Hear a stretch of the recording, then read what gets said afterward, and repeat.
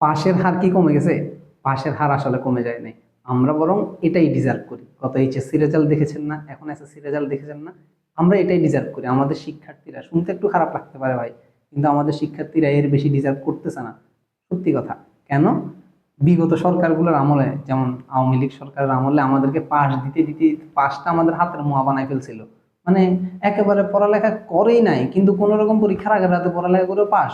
SSC পরীক্ষা pass ভাই, HSC পরীক্ষা পাস, এরকম। মানে এসএসসি পরীক্ষা পাস করে ফেলছে, ওই স্টুডেন্ট কিভাবে ইংরেজি রিডিং পড়া তো দূরে থাক, বাংলা রিডিংটাও যে একটু গুছিয়ে সুন্দর করে পড়তে পারবে, ওই জিনিসটা সে পারছে না।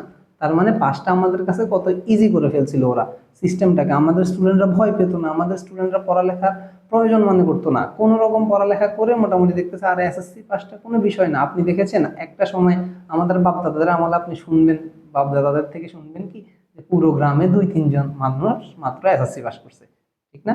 বা এর বেশি 5-6 জন মানুষ এসএসসি পাস করছে। খুব রেয়ার। এসএসসি পাসটা তখন সোনার হরিণ ছিল, কিন্তু এখন সেটা হাতের মোয়া হয়ে গেছে। আমরা কি উন্নতি করি না? বাংলাদেশকে উন্নতি করে না? শিক্ষা ব্যবস্থা অবশ্যই উন্নতি করছে। আগে সারা গ্রামে স্কুলে পাঠাইতো মা বাবারা, ছেলে মেয়েদের 8-10 জন ছেলে মেয়ে হয়তো দেখা যাচ্ছে স্কুলে পড়ালেখা করতেছে। এখন সেই সংখ্যাটা বাড়ছে। এখন প্রত্যেকটা ঘরের প্রত্যেকটা ছেলে মেয়ে স্কুলে যায়, অন্তত এসএসসি পরীক্ষা পর্যন্ত তো পড়েই।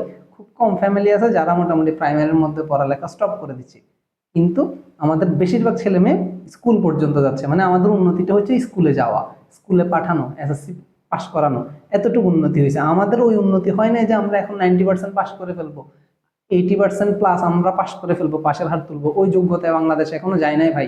আপনাকে এটা স্বীকার করতে হবে, আমাদের গোড়ায় গলদ আছে, আমাদের গোড়ায় গলদ আছে। সব দোষ কি আমাদের স্টুডেন্টদের? সব দোষ তো আমাদের স্টুডেন্ট না, তারা মোরাল প্যারেন্টিং পাচ্ছে না, ঠিক না? তারা পাচ্ছে না আপনার ভালো টিচার্স, তারা পাচ্ছে না ভালো গাইডলাইন। আপনি গ্রামের প্রত্যন্ত অঞ্চলের গ্রামগুলোতে যাই খুঁজে দেখেন, টিচার্সরা মানে খুব খুব অবহেলায় দিন কাটাচ্ছে। মানে শুধু শুধু বেতন নিচ্ছে, এমনও টিচার্স আছে। তার মানে তারা ভালো মতো স্টুডেন্টদেরকে পড়াচ্ছে না, স্টুডেন্টরাও ভালো গাইডলাইন পাচ্ছে না, ভালো পড়তে পারতেছে না। এমন এমন অবস্থা যে স্টুডেন্টরা দেখতেছেন যে এসএসসি পাস করে ফেলতেছে, আমি বললাম যে তারা বাংলা রিডিংটাও ঠিক মতো করতে পারতেছে না। তাহলে টিচার্স আসলে কি শিখেছে? এখন সব দোষ কি আবার টিচারদের? সব দোষ কিন্তু টিচার্সদের না। এখানে আমাদের সিস্টেমটারও গাফিলতি আছে। কিরকম? যে আপনি দেখবেন খুব একেবারে মানে পড়ালেখা করছে, এসএসসি এইচএসসি প্লাস সব জায়গায় খুব ভালো ভালো রেজাল্ট, ইউনিভার্সিটি থেকে অনেক ভালো ডিগ্রি অর্জন করে আসছে, সে কখনোই একটা স্কুলে জব করতে চাইবে না। কেন? স্কুলে জবটা খুব ছোট। খুব ভালো ভালো ট্যালেন্টফুল ছেলে মেয়েগুলা, আপনি বুয়েটের একটা ছেলে মেয়েকে, তারপরে ঢাকা বিশ্ববিদ্যালয়ের একটা ছেলে মেয়েকে আপনি যদি বলেন যে আপনার এলাকার প্রাইমারি বা হাই স্কুল লেভেলে একটা জব অফার করেন, সে যদিও যোগ্যতা দিয়ে টিকবে, কিন্তু নর্মালি যদি আপনি অফার করেন যে তুমি এটা করবা, করবে না। তার স্বপ্ন এটা নাই, 15-16 হাজার টাকা চাকরি করবে না। তার মানে আমাদের সরকার আমাদের এই শিক্ষকতা পেশাটাকে একেবারে মানে খুব নিচু লেভেলে নামায় ফেলছে। মানুষ প্রাইমারি স্কুলে চাকরি, সুন্দর প্রাইমারি স্কুল চাকরি করে হবে আর কি কোনো রকম, হাই স্কুলে তাও একটু ভালো, কলেজ লেভেলে করে তাহলে আর একটু ভালো, ইউনিভার্সিটিতে করো আচ্ছা তাহলে এটা একটা মানুষ, এটা অনেক যোগ্যতা আছে। কিন্তু না, আমাকে গোড়ায় পানি দিতে হবে। আমাদের গোড়ায় গলদ। প্রাইমারি লেভেলের সর্বোচ্চ দেশেরা একেবারে বেস্ট টিচারদেরকে আনতে হবে প্রাইমারিতে। মানে পড়ালেখা করে অনেক বড় বড় ডিগ্রি অর্জন যারা করতেছে তাদেরকে দিবেন প্রাইমারিতে।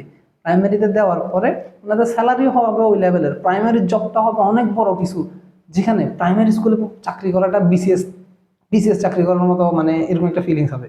বিসিএস ক্যাডার হলে মানুষ যে ফিল পায়, মানে প্রাইমারিতে জব করতেছে এটা যেন অনেক বড় বিষয় হয়ে যায়, হাই স্কুলে জব করতেছে এটা যেন অনেক বড় বিষয়, ওই লেভেলের স্যালারি দেন, ওই লেভেলের আপনি তাকে সুযোগ সুবিধাগুলো দেন, তখন ভালো ভালো মানুষরা ওই জায়গাটাতে যাইতে চাইবে। আপনি দেখবেন বড় বড় মানে একেবারে প্রত্যন্ত অঞ্চলের গ্রামগুলোতে যদি যান, আপনি দেখবেন খুব 2-1 জন টিচার, পুরো স্কুল খুঁজে আপনি 2-1 জন টিচারকে পাবেন যারা খুবই জনপ্রিয়, ভালো পড়ানোর জন্য।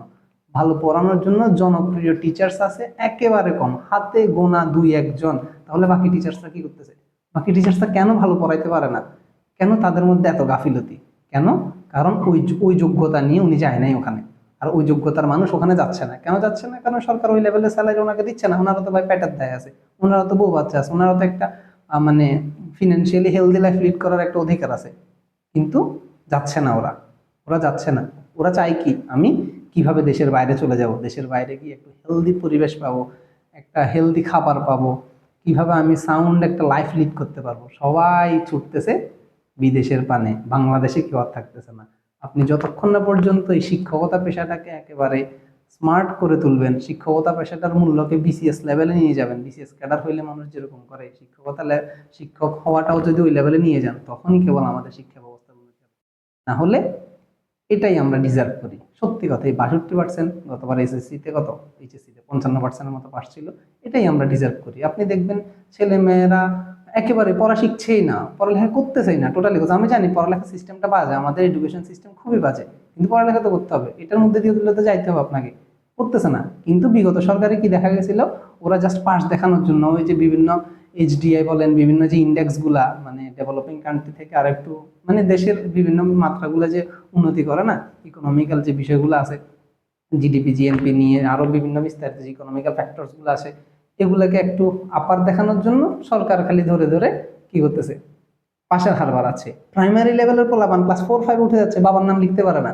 আপনি পাবেন, সত্যি কথা, আপনি গ্রামের স্কুলগুলোতে যান, প্রাইমারি লেভেলের ছেলে মেয়েরা বাবার নাম লিখতে পারতেছে না, নিজের নাম লিখতে পারতেছে না, মানে ক্লাস 4-এ পড়ে, সে ক্লাস 5-এ পড়ে। ইভেন গ্রামের প্রাইমারি স্কুলগুলোতে একেবারে মানে কি বলবো, স্টুডেন্ট শূন্যতা নাই, মানে খুদে বেতন নিচ্ছে এক প্রকার, অল্প কয়েকজন স্টুডেন্ট। অনেক স্কুল আছে 100 জন স্টুডেন্টও নাই, 100, 150 জন, 200 জন স্টুডেন্ট নিয়ে তারা ক্লাস করাচ্ছে, তারা ফ্রি বেতন নিচ্ছে। আপনি কতটা অসচেতন হলে আপনার পাশে একটা কিন্ডার গার্ডেন তৈরি হয়ে যাচ্ছে, যে কিন্ডার গার্ডেনে প্রচুর টাকা কামাচ্ছে খালি পড়ালেখা দিয়ে, পড়ালেখা করে করে এত টাকা কামাচ্ছে, অথচ আপনি সরকার থেকে বেতন নিয়ে এত ফ্যাসিলিটিস নিয়ে এরকম পুরো সুন্দর একটা বিল্ডিং নিয়ে বসে আছেন, আপনার স্কুলে পোলাপান যাচ্ছে না। সরকার প্রাইমারি লেভেল পর্যন্ত এত বৃত্তি দিচ্ছে, পোলাপান এক প্রকার ফ্রিতে পড়ালেখা করে বলা যায় প্রাইমারিতে। এবং অনেক স্কুলে তো কি দেখা যায় যে খাবার দিচ্ছে বাচ্চাদেরকে, অনেক এরকম সিস্টেম আছে না, তাও প্রাইমারিতে পোলাপান যাচ্ছে না। কেন যাচ্ছে না? গার্ডিয়ানরা মনে করছে এই প্রাইমারিতে পাঠানো আমার ছেলের জন্য হুমকি স্বরূপ, এই প্রাইমারিতে পড়ালেখা হয় না, বরং এই কিন্ডার গার্ডেনটাতে ভালো পড়ালেখা হয়। তার মানে এই যে কিন্ডার গার্ডেনের প্রতি মানুষ ঝুঁকে যাচ্ছে, কেন? কিন্ডার গার্ডেনগুলো কিন্তু আসলে ভালো সাপোর্ট দিচ্ছে, অনেক কিন্ডার গার্ডেন খুব ভালো সাপোর্ট দিচ্ছে, প্রাইভেট স্কুলগুলো ভালো সাপোর্ট দিচ্ছে। কেন দিচ্ছে? কারণ আপনি সরকারি স্কুলগুলোতে দিচ্ছেন না। আপনি যদি ওটা দিতেন তাহলে তো মানুষের দিকে ছুটতো না, মানুষ তো চাইতো অল্প টাকায় বেস্ট জিনিসটা পাওয়ার জন্য, ঠিক না? কিন্তু দিচ্ছেন না। এই জিনিসগুলো না যতদিন ঠিক হবে না, ততদিন আমরা ওই 62%, 55% ডিজার্ভ করি। মাঝে মাঝে মনে হয় তো এটা অনেক বেশি হয়ে গেছে। আপনি একটা স্কুলে গেলে দেখবেন, গ্রামের স্কুলগুলোতে কি হয়, এই পড়াকে কি শিখানে, প্রথম 2 বেঞ্চ ছাড়া সবাই দাঁড়ায় গেছে, প্রত্যেকটা ছেলে মেয়ে দাঁড়িয়ে যাচ্ছে। আচ্ছা, এটা খারাপ না, পরীক্ষার আগে দিয়ে 1 মাস পরে ফলাফল মানুষ হয়ে যায়, কিন্তু ওরা পরীক্ষার আগের দিনও পড়ে না ভাই, পরীক্ষার আগের দিনও ঠিক মতো পড়ে না, ওরা হাবুডুবু খায় কি জিনিস। মানে ক্লাস এখনো আমাদের দেশে এই এসএসসি বলেন, এইচএসসি লেভেল পর্যন্ত বলে ইংরেজি হচ্ছে সব থেকে বড় ভয়ের নাম। কেন ইংরেজি এত ভয়ের নাম? আপনি কমিউনিকেটিভ ইংলিশ কেন চালু করতেছেন না? কে আপনাকে নিষেধ করছে? কে আপনাকে ধরে রাখছে? কেন বসে বসে গদবাঁধা গ্রামারগুলো পড়ান? কেন বসে বসে আপনি এদেরকে মুখস্থ করান? কেন ইংরেজিটা আপনি ওদের কাছে এত কঠিনভাবে উপস্থাপন করেন ভাই? কেন? কোন দুঃখে? আপনি ওদের কাছে সহজভাবে উপস্থাপন করতে পারেন না? এটা কি শিখা এতই কঠিন? ইংলিশে পাস করতে 33 পাওয়ার জন্য শিখাটাও কি এত কঠিন? কেন? পাশের হার যতটাই কমতেছে, আপনি যে ফেলের সংখ্যাটা যদি দেখেন, এবার 6,90,000 মতো যে ফেল করছে, বা যাই হোক 6 লাখ প্লাস, এগুলোর মধ্যে আপনি দেখবেন প্রায় 90% ইংরেজিতে ফেল বা 80% ইংরেজিতে ফেল। কেন? ইংরেজি জিনিসটা এতই কঠিন।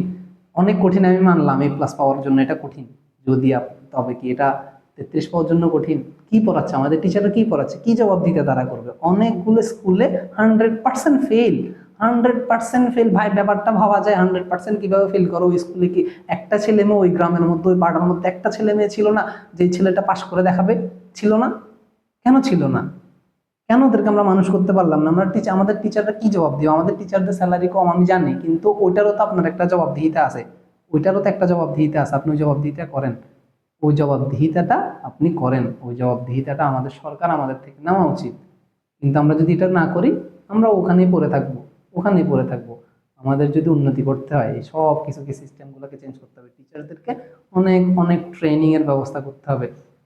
আমি এমনও শুনেছি, আমার কাছের কোন এক টিচার আমাকে বলেছে যে মানে একটু এইজ হয়ে গেছে এই টিচারগুলা, মানে টিচার্স ট্রেনিং এ যায় জিম আছে, ওদেরকে সপ্তাহ শেষে 15 দিনের ট্রেনিং শেষে প্রত্যেকদিন ওদেরকে একটা ভাতা দেওয়া হয়। 15 দিন শেষে ওদের যা যা যা সুযোগ সুবিধা দেওয়ার, টাকা পয়সা বলেন, যা গিফট বলেন, সবকিছু ওনাদেরকে দেওয়া হচ্ছে। ওনারা ট্রেনিংটা থেকে কিছুই অর্জন করতেছেন, ওনারা যাচ্ছেন আর আমি তো সব পারি, মানে ঘুমাই ঘুমাই নাকি ট্রেনিংটা ওনারা কাটাই দিচ্ছে। জাস্ট ইয়াংরা একটু একটু নিজেকে চেষ্টা করতেছে কিভাবে স্টুডেন্ট ফ্রেন্ডলি হওয়া যায়, স্টুডেন্টদেরকে আরো এঙ্গেজিং রাখা যায়, আরো সুন্দর করে শেখানো যায়, ওগুলো শিখতেছে। কিন্তু সিনিয়র টিচাররা শিখতেছে না। আপনি এমন পদক্ষেপ নেন যেন ওই টিচারগুলো ভয় পায় যে আমি যদি কালকে ঠিক মতো না পড়াইতে পারি আমার চাকরি চলে যাবে। আমি যদি কালকে ঠিক মতো না পড়াইতে পারি, আমি যদি ভালো স্টুডেন্ট এখান থেকে বাইরে করতে না পারি, আমার চাকরি চলে যাবে। ওই রকম ভয় তৈরি করেন টিচারদের মাঝে। টিচাররা জব পাইলে সিকিউর, মানে ওদের জব আর জীবনও যাবে না, ওরা কখনোই আর মানে ফিনান্সিয়াল ক্রাইসিসে পড়বে না। মোটামুটি যারা ওই ওই লেভেলের টাকা দিয়ে যারা খুশি, ওনারা সিকিউর একটা লাইফ লিড করতেছে কেমন জানি, ওনারা টেনশন নেই, আমার তো কিছু হবে না, আমার তো চাকরি একটা আছে। মানে দায়িত্বটাকে দায়িত্ব মনে করতেছে না, কোনো রকম হেলায় ফেলায় ছেলে মেয়েদেরকে পড়ালেখা করাই করে বের করে দিচ্ছে।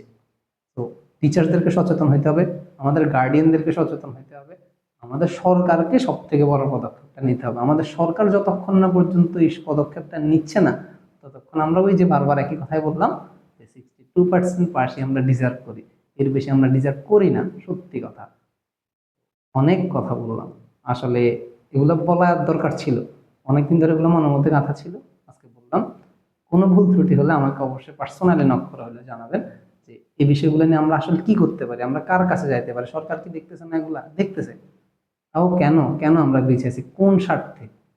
মানুষ দুর্নীতি করুক, মানুষ খারাপ হোক, কিন্তু দেশটা তো আমাদেরই। আমরা চাইলেই তো আমরা ফিউচার জেনারেশনটাকে বেস্ট করে তুলতে পারি। বেস্ট করে তুললে ওই সরকারের প্রতি আমরা কৃতজ্ঞ থাকবো, আমরা চাইবো ওই সরকার বারবার বারবার ক্ষমতায় থাকুক। কিন্তু কেন আমরা একটা মূর্খ জাতি তৈরি করার পিছনে ছুটতেছি? কেন আমরা বাজে বাজে সিদ্ধান্তগুলো নিই? কমেন্ট বক্সে আপনার মন্তব্য মতামত জানাবেন।